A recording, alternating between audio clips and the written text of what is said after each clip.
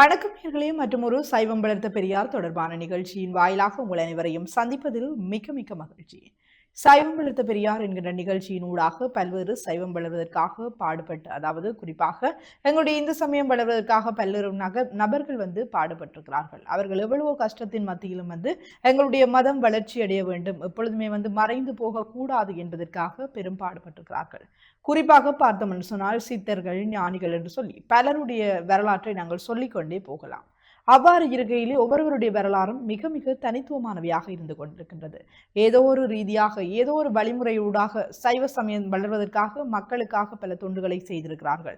அது மாத்திரமல்லாமல் பல விடயங்கள் நாங்கள் சொல்லிக்கொண்டே போகலாம். அவர்கள் செய்த நன்மைகளை நாங்கள் சொல்லிக்கொண்டே போகலாம். சில சமயங்களில் பார்த்தோம் என்று சொன்னால் அவர்களுடைய வாழ்க்கை வரலாறு எங்களுடைய வாழ்க்கைக்கு மிக மிக முன்னுதாரணமாக இருக்கக்கூடிய விடயமாக இருக்கின்றது.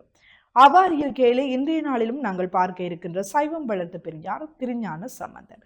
திருஞான சம்பந்தர் தொடர்பாக நாங்கள் பார்க்கின்ற போது சிறு வயதிலிருந்து நாங்கள் அனைவரும் திருஞான சம்பந்தர் தொடர்பாக பார்த்திருப்போம். குறிப்பாக பார்த்தோம் அப்படின்னு சொன்னால் சிறிய வயதிலேயே சமய பாடங்களில் குறிப்பாக திருஞான சம்பந்தருடைய கதைகளை நாங்கள் கேட்கக்கூடியதாக இருக்கின்றது. குறிப்பாக பார்த்தோம் என்று சொன்னால் அந்த சிவபெருமானிடம் ஞானப்பால் பெற்றமை, அதாவது இந்த குழந்தை தன்னுடைய தகப்பனுடன் கோயிலுக்கு சென்று கொண்டிருக்கின்றது. அவர் சென்றதன் பிற்பாடு தகப்பனார் என்ன செய்கிறார் என்று சொன்னால் பிள்ளையை இந்த குளக்கரையில் அமர்த்து விட்டு தான் நீராட சென்று விடுவதாக சொல்லிவிடுகிறார்.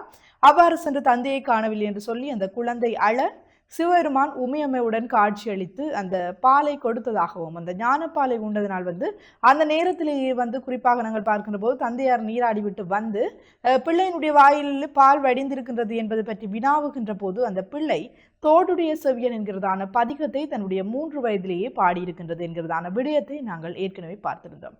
குறிப்பாக நாங்கள் பார்க்கின்ற போது இத்தகைய விடயங்கள் எல்லாம் அவருடைய வாழ்க்கை வரலாற்றை இன்னும் பார்க்க தூண்டுகின்றன என்றுதான் நாங்கள் சொல்லிக்கொள்ளக்கூடியதாக இருக்கும். இவ்வாறு இருக்கையிலே இவருடைய தந்தையார் தாயார் தொடர்பாக பார்க்கின்ற போது சிவவாத விருதியருக்கும் பகவதி அம்மாளுக்கும் இவர் மகனாக அவதரித்திருக்கின்றார். குறிப்பாக பார்த்தோம் அப்படின்னு சொன்னால் இவருடைய பல அற்புதங்களை நாங்கள் சொல்லிக்கொண்டே செல்ல முடியும். எத்தனையோ அற்புதங்கள், கதவு திறக்க பாடியமை, அது மாத்திரமில்லாமல் நோய்களை குணப்படுத்தியமை என்று சொல்லி இவருடைய அற்புதங்களை நாங்கள் பார்த்து கொண்டு செல்ல முடியும். அவ்வளவுத்திற்கு இவருடைய அற்புதங்கள் அதிகளவாக இருக்கின்றது தான் சொல்லிக்கொள்ள முடியும். அவ்வாறு இருக்கின்ற திருஞான சம்பந்தருடைய வாழ்க்கை வரலாற்று தொடர்பாக இன்றைய நாளிலும் விரிவாக பார்க்கலாம். திருஞான சம்பந்தமூர்த்தி நாயனார் தமிழில் அறிவு சேரர் என்று பொருள் தரும் அல்லது சம்பந்தர் என்பவர் சைவ சமயத்தவர்களால் பெரிதும் மதிக்கப்படும் 63 நாயன்மார்களில் முதலில் வைத்து எண்ணப்படும் 4 ஒருவர் ஆவார். இவருடைய வேறு பெயர்கள் சம்பந்தர், காளிவள்ளல், ஆளுடைய பிள்ளையார், பாலராவாயர், பரசமய கோளரி என்பனவாகும். இவர் 7ஆம் நூற்றாண்டில் வாழ்ந்தவர். சம்பந்தர் தனது 16 வயதில் சோதியில் கலந்தார் என்பது சைவர்களுடைய நம்பிக்கை ஆகும். இவரது பாடல்கள் திருமுறையின் முதல் 3 தொகுதிகளில் தொகுக்கப்பட்டு பாதுகாக்கப்பட்டுள்ளன. சைவ சித்தாந்தத்தின் தத்துவ அடித்தளத்தில் ஒரு பகுதியாக அவை உள்ளன. 6ஆம் மற்றும் 10ஆம் நூற்றாண்டுகளுக்கு இடைப்பட்ட காலத்தில் வாழ்ந்த 63 நாயன்மார்களில் இவர் மிகவும் முக்கியமானவர். சோழவள நாட்டில் பிரம்மபுரம், வேணுபுரம், புகலி, வெங்குரு, தோணிபுரம், சிரமபுரம், புரவம், காளி, கொச்சைவயம், கழுமலம் எனும் 12 திருப்பெயர்களையுடைய சீர்காழி பகுதியில் கவுனியர் கோத்திரத்தில் அந்தனர் குலத்தில் சிவபாத விருதியர் எனும் வேதியார் ஒருவர் வாழ்ந்து வந்தார். அவர் தம் அருமை துணைவியராக்கிய அமைந்தவர் பகவதியார் எனப்பெறுவர். இருவரும் இணைந்து சிவனரி போற்றி வாழ்ந்து வரும் காலத்தில் தமிழகத்தில் சமண புத்த மதங்கள் தலை தூக்கி நின்றன. வேதநெறி வளர்ச்சி குன்றியிருந்தது. மக்கள் போதி சாதனங்களை போற்றாது வாழ தொடங்கினர். அவற்றை கண்ட சிவபாத விருதியர் பரசமயம் நிராகரித்து நீராக்கும் மைந்தர் ஒருவரை தமக்கு தந்தருளுமாறு திருத்தோணிபுரத்து இறைவனை வேண்டி வந்தார். திருத்தோணிபுரத்து இறைவன் அருளால் அன்னை பகவதியார் மணிவேறு வாய்த்தார்கள்.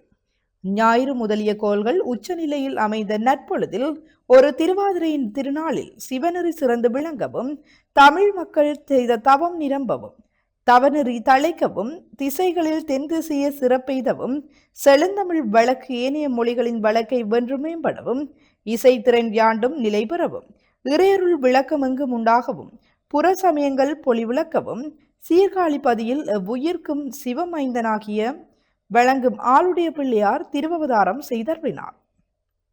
அவரது தோற்றத்தினால் எவ்வுயிர்களும் மகிழ்வுற்றன. வேத விதிப்படி பெயரிடுதல், தொட்டில் கிடத்தல் ஆகிய சடங்குகள் உரிய காலங்களில் நிகழ்ந்தன. பகவதி அம்மையார் இறைவன் திருவடி பெறவும் பேரன்பை தம் முலைப்பாலுடன் ஊட்டி தனது அன்பான அரவணைப்பில் ஆளுடைய பிள்ளையாரை வளர்த்தி வந்தார்.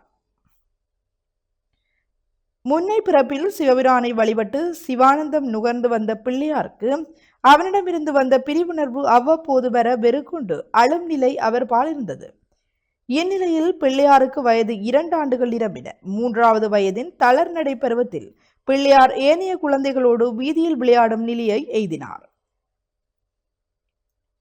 ஒரு நாள் காலையில் சிவபாத விருதியர் வேத விதிப்படி நீராடுவதற்கு திருக்கோயிலுள் இருக்கும் பிரமதீர்த்தத்துக்கு புறப்பட்டார். தந்தையார் வெளியில் செல்வதைக் கண்டு பிள்ளையார் தானும் உடன் வர வேண்டும் என்ற குறிப்போடு கால்களை கொட்டிக்கொண்டு அழுதார். தந்தையார் தன் மைந்தரை பார்த்து, உன் செய்கை இதுவாயின் உடன் வருக என்று கூறி அவரையும் உடனழைத்துக் கொண்டு சென்று பிரம்ம தீர்த்த கரையில் பிள்ளையாரை இருத்திவிட்டு விரைந்து நீராடி திரும்பும் எண்ணத்தோடு நீர்நிலையில் இறங்கினார். சில நிமிடங்கள் மூழ்கியிருந்து சபித்ததற்குரிய அகமர்ஷன மந்திரங்களை சொல்லிக்கொண்டு நீரில் மூழ்கினார். இந்நிலையில் கரையில் அமர்ந்திருந்த பிள்ளையார் தந்தையாரை காணாமல் முற்பிறப்பின் நினைவு மேலிட்டவராய் திருத்தோணி மலை சிகரத்தை பார்த்து கண்மலர்கள் நீர் ததும்ப கைமலர்களால் கண்களை பிசைந்து வண்ணமலர் செங்கனிவாய் மணியதரம் புடைதுடுப்ப அம்மே அப்பா என்று அழைத்து அருந்தருளினார். பிள்ளையின் அழுகுரல் கேட்ட நிலையில் தோணிபுரத்து இறைவன் இறைவியாருடன் விடை மீது அமர்ந்து குளக்கரைக்கு எழுந்தருளினார்.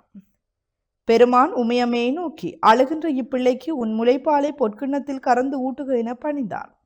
அம்மையாரும் அவ்வாறே தன் முளைப்பாலை பொற்கிண்ணத்தில் கறந்து சிவஞானமாகிய அமுதை குழைத்து அழுகின்ற குழந்தை கையில் கொடுத்து உண்ணச் செய்து அழுகை தீர்த்தருளினார். தேவர்க்கும் முனிவர்க்கும் கிடைக்காத பேரின்னம் பெற்ற நிலையில் பிள்ளையார் திருஞான சம்பந்தராய் அபரஞானம் பரமஞானம் அனைத்தும் கைவர பெற்றார். எண்ணறிய சிவஞான தின்னமுதம் குழைத்தருளி உன்னடிசில் என ஊட்ட உமையம்மை எதிர்நோக்கும் கண்மலர் நீர் துடைத்தருளி கையில் பொற்கிண்ணம் அழித்து அன்னலை அங்கு அழுகை தீர்த்து அங்கணனார் அருள் புரிந்தார். அப்போது நீரில் மூழ்கி நியமங்களை முடித்து கரையேறிய சிவபாத விருதியர் சிவஞான திருவுருவாய் கரையில் நிற்கும் தம் மைந்தரை கண்டார். கணவாய் வழியாக பால் வழிந்திருப்பதை கண்ட அவர் தன் மகனாருக்கு யாரோ பால் அளித்து சென்றுள்ளார்கள் என்று எண்ணியவராய் ஞான பூநகரை நோக்கி, பிள்ளையாய், நீ யார் அளித்த பாலடி சிலை உண்டாய்? எச்சில் கலக்குமாறு உனக்கு இதனை அளித்தவர் யார்? காட்டுக்கு என்று வெகுண்டு தரையில் கிடந்த கோல் ஒன்றை கையில் எடுத்து ஓங்கியவராக வினவினார். அடித்ததற்கு என ஓங்கிய கோல் நெகிழ்ந்து வீழ வியப்பும் வெறிச்சியும் மேலிட்டவராய் நின்றார். ஞான சம்பந்தர் தந்தையாருடன் ஆலயம் சென்று பிரம்மபுரத்து பெருமானை வணங்கி போற்றி மீண்டார். இச்செய்தி நகர் முழுவதும் பரவிய நிலையில் அன்பர்கள் ஞான சம்பந்தரை போற்றி வரவேற்க சிவபாத விருதியர் பிள்ளையரை தம் தோள் மேல் அமர்த்தி கொண்டு தம் இல்லம் சென்றடைந்தார்.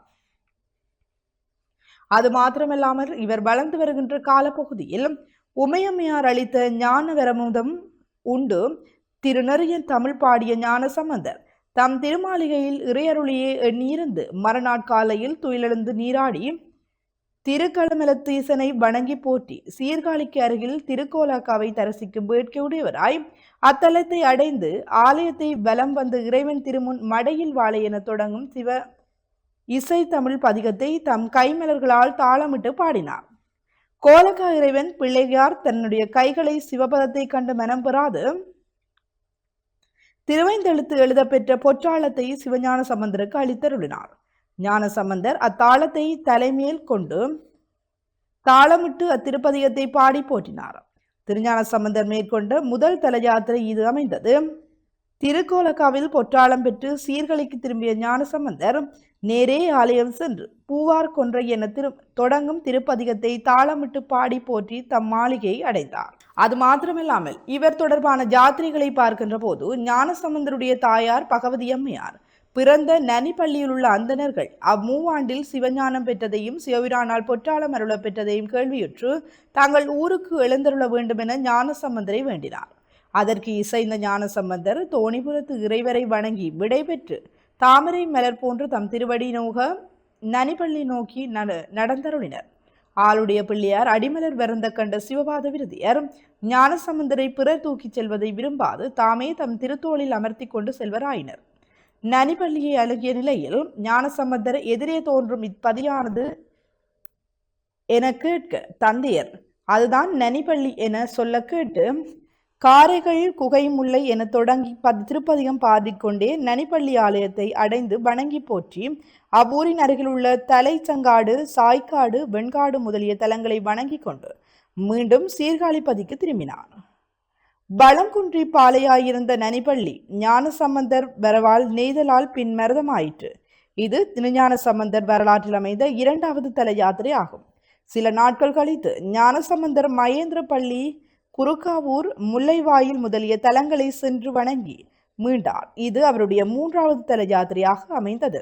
இவருடைய திருநீலகண்ட யாழ்ப்பாணருடைய தொடர்பு தொடர்பாக பார்க்கின்ற போது திருஞான சம்பந்தர் மிக எளிய பருவத்திலேயே இறைவனால் ஆட்கொள்ள பெற்ற அற்புத நிகழ்ச்சியை கேள்வியுற்று அவரை வணங்குவதன் பொருட்டு திருநீலகண்ட யாழ்ப்பாணரும் அவர் தம் மனைவியார் மதங்க சூளாமணியாரும் சீர்காழிப்பதியை அடைந்தனர். அவ்விருவருடைய வரவறிந்த ஞானசம்பந்தர் அவர்களை எதிர்ச்சென்று அழைத்து வந்து திருத்தோணிபுர திருக்கோயிலில் இருத்தி யாழிசையில் இறைவரை போற்றுமாறு செய்து அவர்கள் தங்குவதற்கு தனி இல்லம் அமைத்து கொடுத்தருளினார். திருநீலகண்டர் ஞானசம்பந்தர் பாடும் பாடல்களை யாழிசையில் வாசித்து இன்புறுத்தும் பணியை மேற்கொண்டார். திருஞான சம்பந்தர் அடியவர் புடைசூழ யாழ்ப்பாணருடைய கொள்ளி நதி கடந்து தில்லை சென்றார். தென்திசை வாயில் வழியே ஆலயத்தினுள் சென்று பேரம்பலத்தை வணங்கி கற்றாங்கு எரியோம்பி ஆடினாய் நரனை என்பனவாகிய திருப்பதிகத்தால் போற்றி வழிபட்டார். திருநீலகண்ட யாழ்ப்பாணர் தில்லையின் மேற்றிசையில் வெள்ளாற்றின் கரையில் உள்ள தலங்களை வழிபட வேண்டும் என வேண்ட ஞானசம்பந்தரும் அதற்கு இசைந்து புறப்பட்டார். எருக்கத்தம் புலியூரை அடைந்தவுடன் இத்தலம் அடியேன் பிறந்த தலம் என யாழ்ப்பாணர் கூற கேட்டு மகிழ்ந்து திருக்கோயிலுக்கு சென்று பதிகம் பாடி பரவினார். இவ்வாறு நாங்கள் ஞானசம்பந்தர் தொடர்பாக பார்க்கின்ற போது சிறுவயது முதலே தேவார பதியங்களை பாடிய ஒருவராக நாங்கள் குறிப்பிட்டுக் கொள்ள முடியும். குறிப்பாக தன்னுடைய 3வது வயதிலேயே இவர் தோடுடைய செவியன் என்கிறதான பதிகத்தை பாட ஆரம்பித்து தன்னுடைய வாழ்நாள் முழுவதும் ஒவ்வொரு தேவைகளுக்கும் இவர் பதியங்களை பாடியதை நாங்கள் அவதானிக்கக்கூடியதாக இருக்கின்றது. குறிப்பாக பார்க்கின்ற போது மக்களுக்கு நன்மை செய்வதற்காக அல்லது மக்களுடைய தேவைகளை நிறைவேற்றுவதற்காக இறைவனுடைய அந்த பக்தியை வெளிப்படுத்துவதற்காக என்று பல காரணங்களுக்காக இவர் பதிகங்களை பாடியிருக்கின்றார். சிறுவயது முதலே மக்களுக்காக நன்மை செய்த ஒருவராக நாங்கள் குறிப்பிட்டுக் கொள்ள முடியும். குறிப்பாக பார்த்தோம் என்று சொன்னால் இவருடைய விடயங்களில் பொற்றாளம் பெற்றமை, அது மாத்திரமில்லாமல் இவர் பல தல யாத்திரைகளை மேற்கொண்டிருக்கிறார். அது மாத்திரமில்லாமல் இவர் இசை கலைஞர்களுடன் இணைந்து தன்னுடைய பதியங்களை பாடியிருக்கிறார். இவ்வாறாக இவருடைய வாழ்க்கை வரலாறு தொடர்பாக நாங்கள் சொல்லிக்கொண்டே செல்லலாம். இவருடைய வாழ்க்கை வரலாறானது பலருக்கு முன்னுதாரணமாக இருக்கின்ற அதே வேளை இன்றும் பலர் போற்றி இவரை பாடிக்கொண்டிருப்பதை நாங்கள் அவதானிக்கக்கூடியதாக இருக்கின்றது. குறிப்பாக பார்த்தோம் என்று சொன்னால் இவருடைய வரலாறானது மிக நீண்ட வரலாறாக அமைந்திருக்கின்றது. இவர் செய்த அற்புதங்கள் ஏராளமாக இருக்கின்றது. அவ்வாறு இருக்கையில் இன்றைய நிகழ்ச்சியில் திருஞான சம்பந்தர் தொடர்பாக பார்த்திருந்தோம். அடுத்து வருகின்ற காணொலியில் அவர் வாழ்க்கையில் செய்த அற்புதங்கள், அது மாத்திரமல்லாமல் அவருடைய வாழ்க்கையில் என்னென்ன இன்னல்களை பட்டிருக்கின்றார், எவ்வாறு தன்னுடைய இறைவனுடைய அன்பை வெளிப்படுத்தி இருக்கின்றார் போன்ற பல்வேறு விடயங்களை தொடர்ச்சியான காணொலியில் பார்ப்போம். மற்றொரு காணொலியில் உங்களை சந்திக்கும் வரை இன்றைய நிகழ்ச்சியிலிருந்து விடைபெற்று செல்லும் நான் கலைஞர் ஜெயக்குமார். நன்றி நேயர்களே.